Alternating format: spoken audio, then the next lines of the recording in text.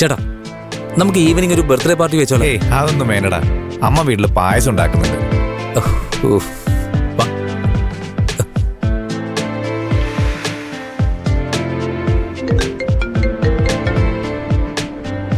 Hello. ആ ആ, ഞാൻ ഹാഫ് ഡേ ലീവ് പറഞ്ഞിട്ടുണ്ട്. അർജന്റ് ആണോ?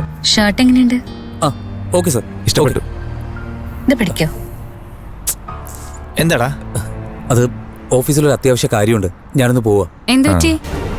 ഒരു അത്യാവശ്യ കാര്യം, ഞാൻ വിളിച്ചോളാം. അല്ല അപ്പൊ അരവിന്ദേട്ടൻ? അരവിന്ദേട്ടൻ ചേട്ടനുണ്ടല്ലോ. ഞാൻ ഒരു ഓട്ടോ എടുത്ത് പോക്കോ.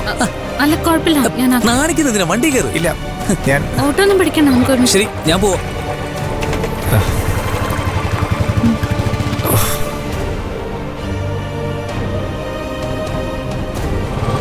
ആ പിന്നെ ഓൾ ദി ബെസ്റ്റ്. പോയിട്ട് വരാം.